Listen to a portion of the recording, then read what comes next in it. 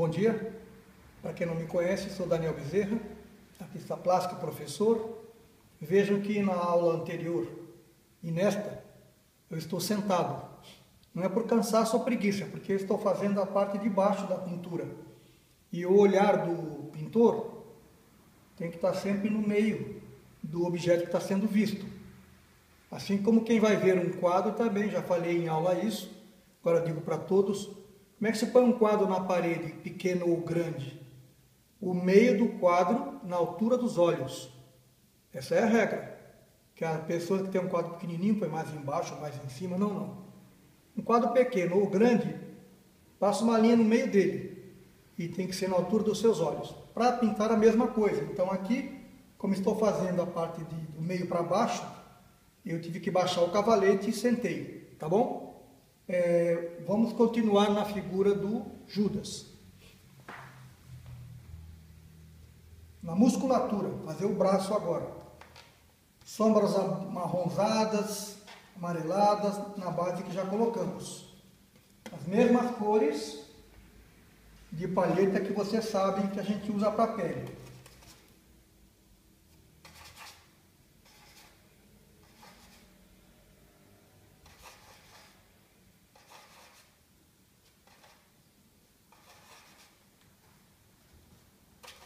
Fazer um pouco aguada essa mancha da sombra para facilitar para a gente. Ó, estou aqui.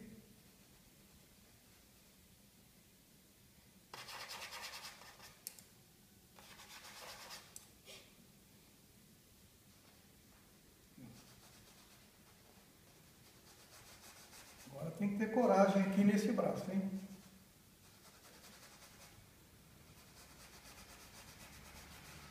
Estou manchando com esse tom intermediário, não é o escurão do músculo ainda, mas é a primeira pegada.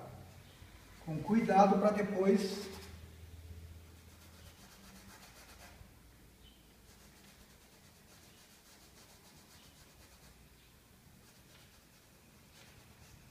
ó, pincel mais ou menos seco.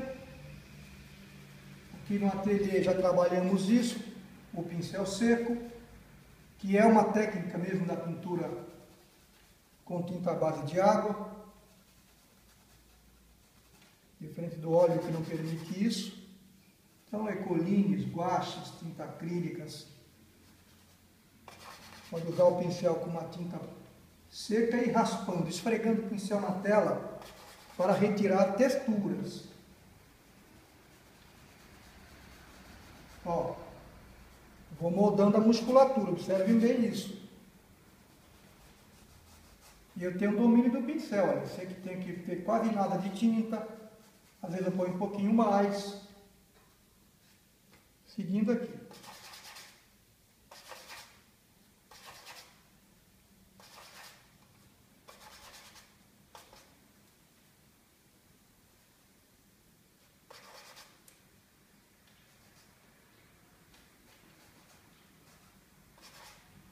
Fechar essa mão por aqui, ó, também tem. Essa mão também está no escuro.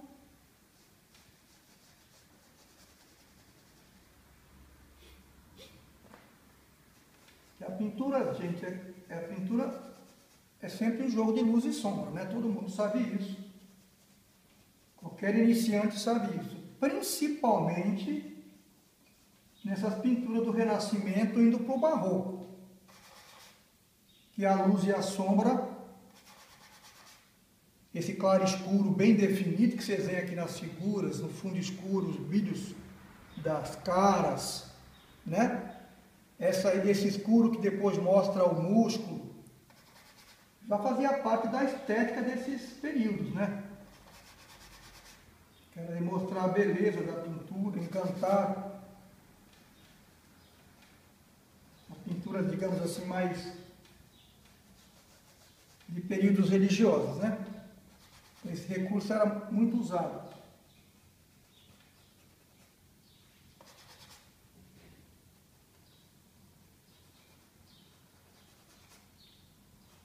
Dei aqui o básico, Vou aproveitar o pincel e esse caminho nosso para fazer também a primeira sombra da mão. Mesma técnica. Pincelzinho seco. Só uma passada inicial.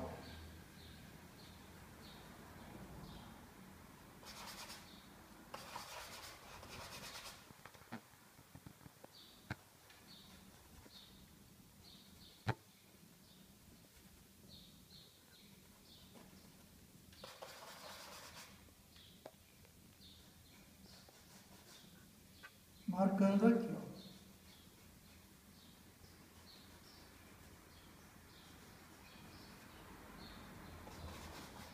Seguindo aqui embaixo. Essa mão faz sombra na mesa. Então vou colocar uma sombra aqui bem displicente. Uma primeira, né? Como estou dizendo a vocês. Com um pincel seco. Depois a gente trabalha melhor essa musculatura, né? A primeira tomada aqui.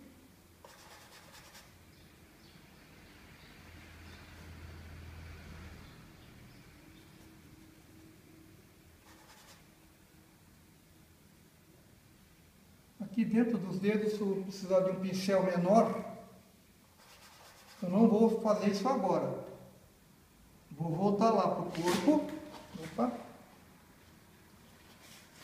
Vou voltar para o corpo.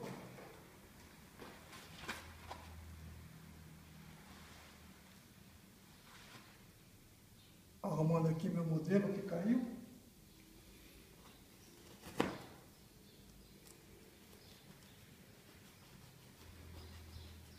Pronto, uma correçãozinha aqui de trabalho.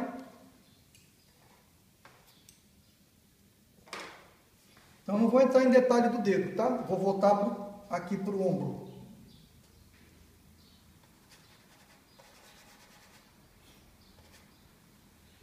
Agora vou fazer um pouco mais de escuro ainda.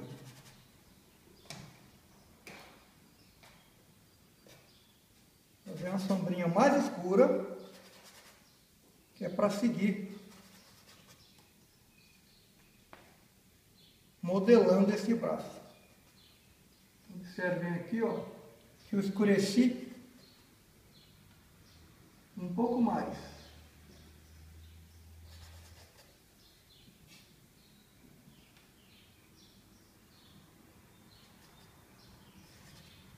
Com cuidado. Pronto. Aqui agora, ó, uma sombra cuidadosa também. Embaixo desse músculo.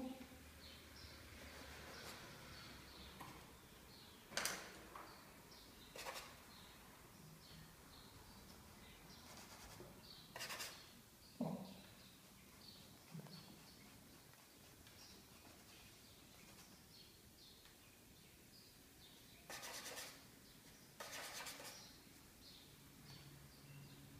Um pouco mais escuro aqui agora. Dentro daquela sombra castanha que eu havia feito, veja como vai aparecendo a musculatura, né? Fazendo com calma, por etapas, e a gente chega lá.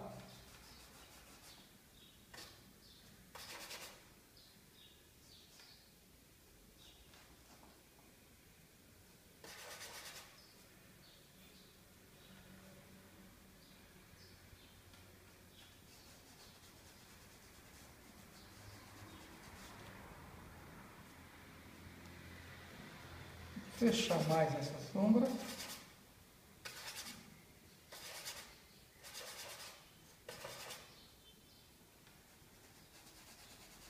Fechar mais. Que depois disso aqui eu vou trabalhar uma mais escura ainda.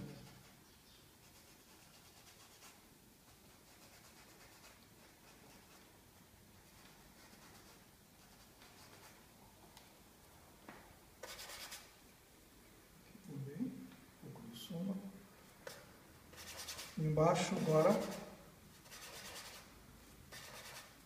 também recebe uma sombrinha aqui. Vamos colocando pincel seco, ó, sem problema. Mesmas cores desde o começo, marrons, amarelos, vermelhos, um pouquinho de branco às vezes. E vamos fechando.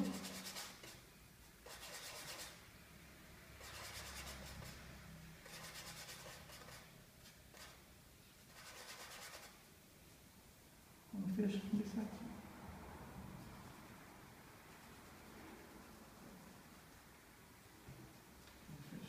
Deixando a base clara apenas onde vai receber mais claro.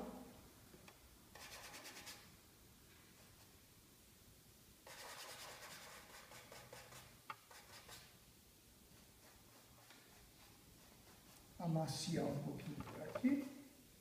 Vou fazer um pouco dessa musculatura. Aqui tem muita claridade.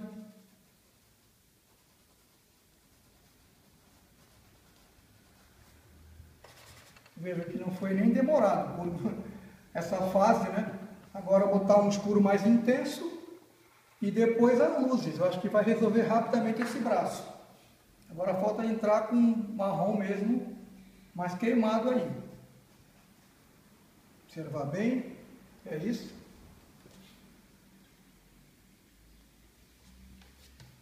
Marrom mais queimado agora. Mais atenção um pouquinho. Ó, escuro, olha aqui. Esse escuro é por dentro da minha sombra. Está lá dentro desse castanho. Não vai extrapolar. Ó. Tá vendo? Agora aqui novamente vou dar uma... Só que esse braço aqui, se vocês me permitem, esse braço tem um erro. Eu vou consertar agora, esse braço está muito fora de proporção. Ele vai receber um volume a mais, tá? Para não ficar errado. Aqui esse braço.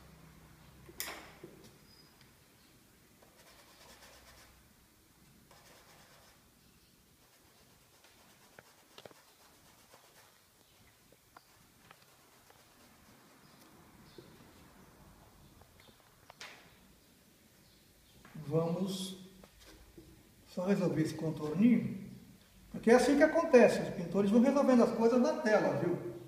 Já comentei com vocês que sempre que se vai restaurar uma obra de arte importante de pintores, inclusive brasileiros, do final do século XIX, começo do século XX, esses mestres brasileiros, Almeida Júnior, esses acadêmicos, Pedro Américo, Pedro Alexandrino, se encontra muito desenho embaixo, né, que são as tentativas que eles faziam e iam corrigindo na tela.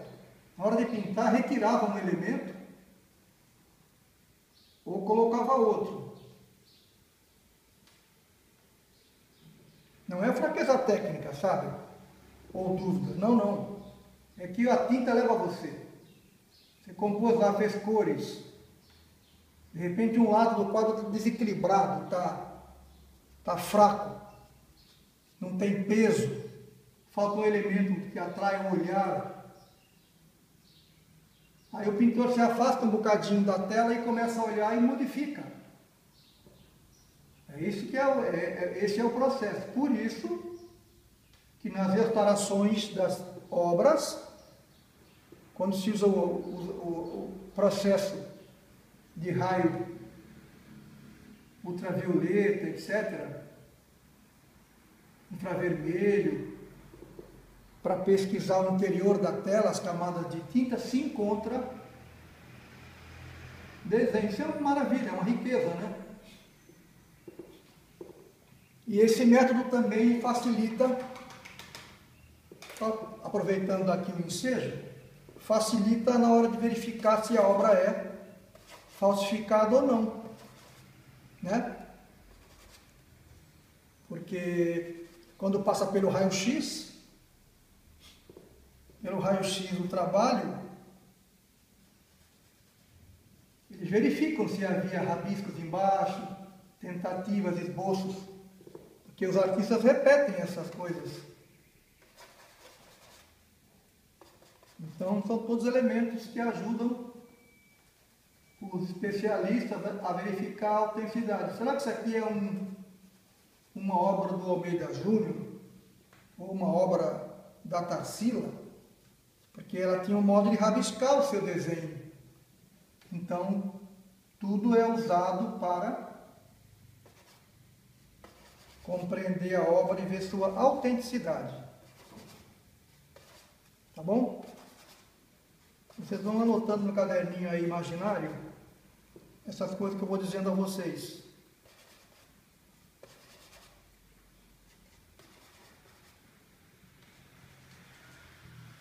Preencher aqui melhor. Aqui eu fiz uma correção. Esse borradinho que fica, resolvo no fundo. Tem que pensar agora no braço.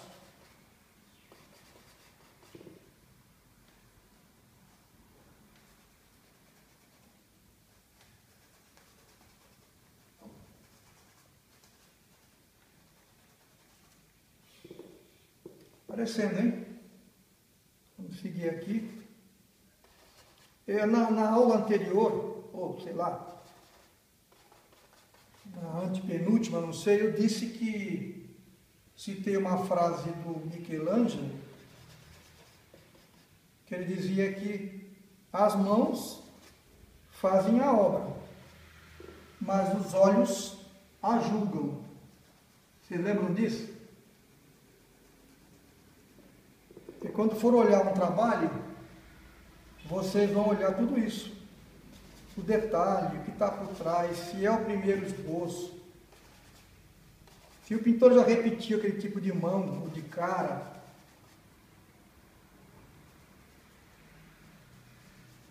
Quer dizer, o olhar das pessoas que se interessam por arte, vocês que estão me vendo e ouvindo, não é o olhar de uma pessoa qualquer.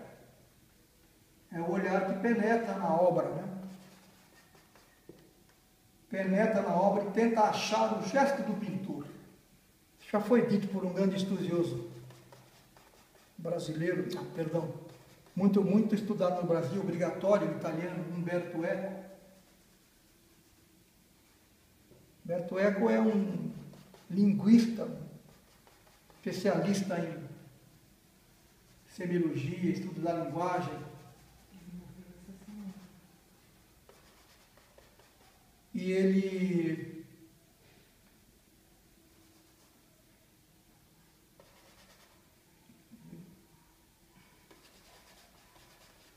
além de ser um linguista, ele era um medievalista, né? Ele era um cara que estudava a Idade Média, as histórias, as regras, aquele silêncio, a ausência de livros, a perseguição. Ele retira todas as belezas desse período. Era um especialista. Mas estudando a linguagem e a criação, etc., ele tem obras fundamentais. Uma é chamada Obra Aberta. Esse é o nome do livro. Quando eu estudei jornalismo e artes, nos dois cursos, era como que obrigatório. Na formação eu modestamente já conhecia, né? Mas sem isso você não sai do lugar.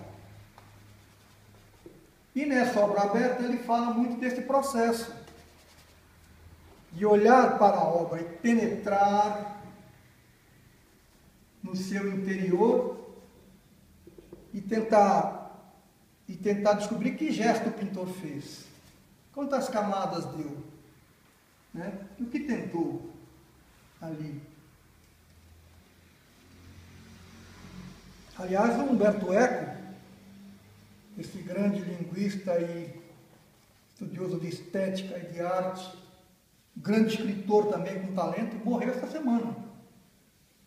Infelizmente. Até vale esse meu registro aqui. Mas mas ele é um suprassumo. Conhecido dele, o livro conhecido que vocês devem saber porque virou filme é O Nome da Rosa. O Nome da Rosa, que é um romance, né, que se passa exatamente na Idade Média, sobre mortes num convento. E há um monge que vai investigar essas mortes. Aí, o Umberto Eco aproveita esse universo, esse romance, para penetrar naquela cultura medieval, né? O silêncio dos segredos, o guardião da biblioteca, cego. Não vou adiantar para vocês, imagino que muitos já viram. Mas vale a pena ler o livro e vale a pena ver o filme, tá? O Nome da Rosa. Aliás, o filme é estrelado pelo Sean Connery, o antigo 007, que está muito bem no papel. Então não esqueçam no caderninho aí imaginário, anotem isso daí, tá? Escreveu muito sobre a comunicação nos nossos tempos, sobre a relação entre tradição e a revolução, entre o antigo e o novo. Esse Umberto Eco. Tem outro livro chamado Apocalípticos Integrados, sabe? A tradição e a ruptura, ele negocia isso mentalmente, trabalha de maneira muito bacana. Meio difícil, mas esses romances não. O Nome da Rosa, acho que vocês deveriam ver. Agora acho que vou mudar de pincel para fazer essa lateral com mais cuidado. Bom, já que vocês estão com o caderninho aberto, ele escreveu mais coisas, que são romances bons de ver, bons de ler. Além do Nome da Rosa. Os livros de comunicação são mais complexos um pouco, né? Esse que eu falei, Obra Aberta, Apocalípticos Integrados. Mas, por exemplo, O Nome da Rosa, uma delícia para ler. Você lê sem parar. Cemitério de Praga. Lê sem parar, uma beleza, estéril. Sempre citando esse medievalismo, né? Sempre fazendo referências a esse período. O Pêndulo de Foucault, Umberto Eco. Eu falei para vocês de 3 obras importantes, né?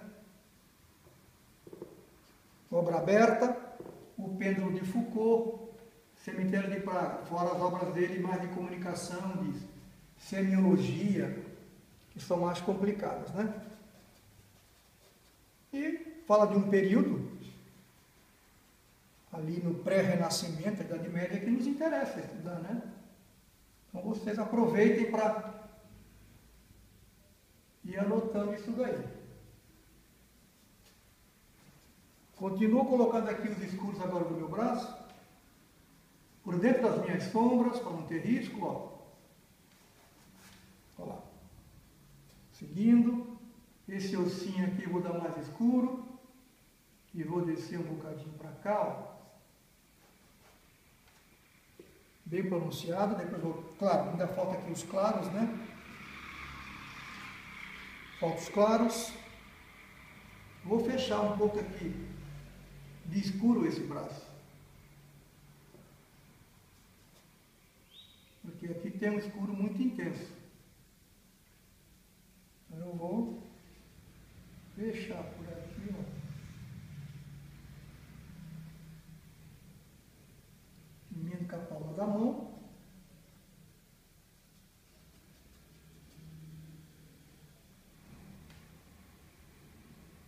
Aguei minha tinta um pouco para ela correr melhor, tá vendo? Ó. Tá vendo? Tinta aguada para correr melhor. Tem hora que você quer a tinta seca, para fazer uma textura ali. E o músculo. Tem hora que você quer a tinta aguadinha, para ela correr melhor. Ó. Fechando. Já deixei aqui um claro da musculatura ali dentro, tá bom? Nisso aqui ainda vai mais escuro ainda. Ainda não é o definitivo.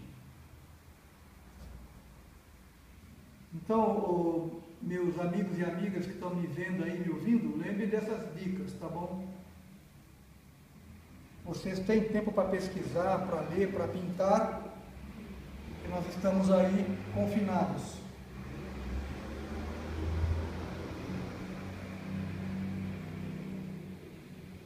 A gente não deve ler qualquer coisa, sabe? Para ler qualquer coisa é melhor não ler. É uma coisa que vão marcar vocês, né? Porque eu estou indicando que é bom, mas coincidentemente estamos falando de autores fundamentais. Aproveitem e vocês decifrem esses autores. Daqui para frente vocês dirão, olha, eu conheço a obra de fulano. Tem a ver com o mundo da cultura, da estética, do pensamento.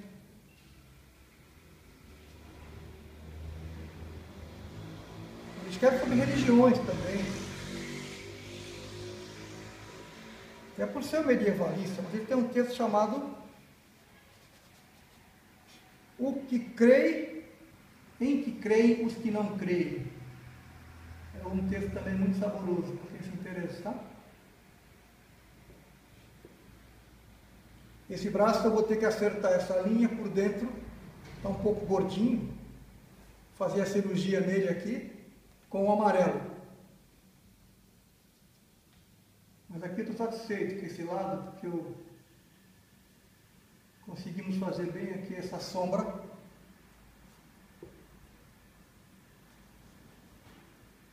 Aqui, esse escuro vai até ali em cima. Vai até aqui, esse escuro, ó. Para fechar um buraquinho ali.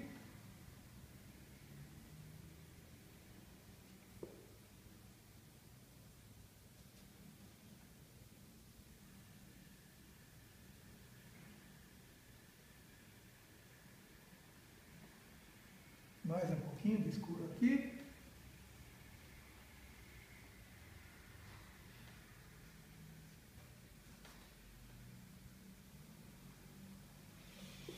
Descemos aí. Aqui está bem.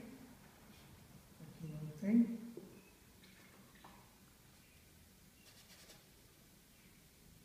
Vou dar mais uma roda de escuro desse lado.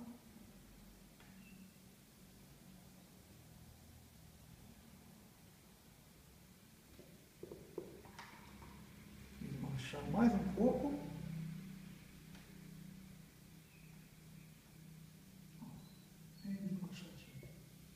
Verificar aqui, já colocamos esse escuro.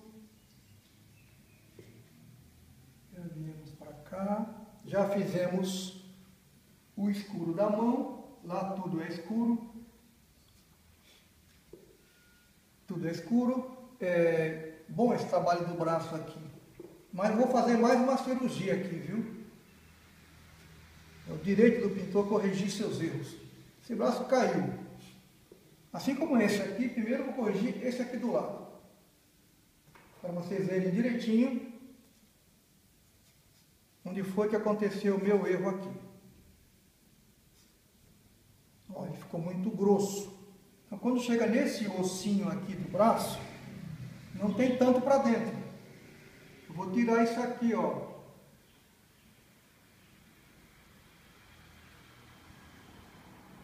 Tá vendo? Fiz uma cirurgia interessante.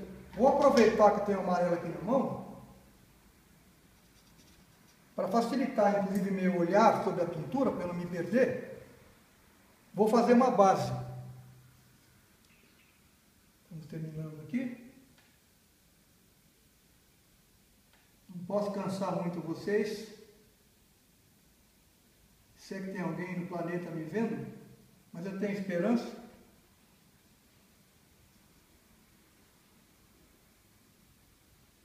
E além da pintura, vocês se interessem pelos assuntos que eu falo.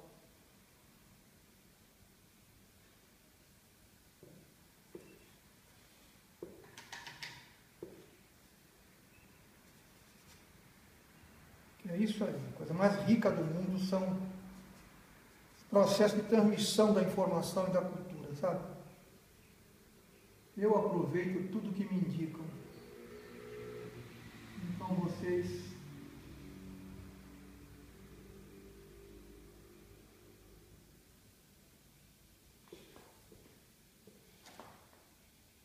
Terminando. Bom, a correção que eu faria, eu não farei agora, só vou deixar marcadinha aqui em cima, ó. Tem mais musculatura aqui, tá?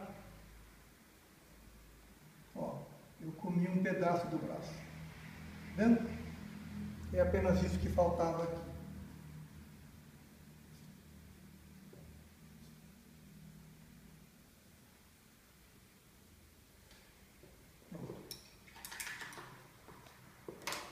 Pessoal, essa aula então nós estamos terminando, acho que foi boa, mostrando esse processo da sombra, que bonito que ficou esse braço. Uma última coisa, a cor do ombro que a gente tinha acabado na aula anterior, tudo tem que ter uma harmonia, né? Porque é a mesma pele. Cara, ó, como está a cor bate, tá vendo? A palheta é a mesma, né? E aqui, esses braços ficarão iguais. O detalhe é importante, lembre do Michelangelo, né? Que a gente faz a obra, mas é o olhar de quem vê que diz o que está feito ou não, né? Que julga, portanto, tem que fazer o detalhe e veja que dificuldade que nós temos, mas estamos construindo já uma beleza, estamos nas últimas figuras, para depois acabar mantos, que só está no fundo básico, tá bom? Veja a dica dos livros, Humberto Eco, que faleceu essa semana, um intelectual da cultura dos melhores do mundo, mais importantes. O Nome da Rosa tem livro e tem filme, tá bom? Um abraço, obrigado, até a próxima.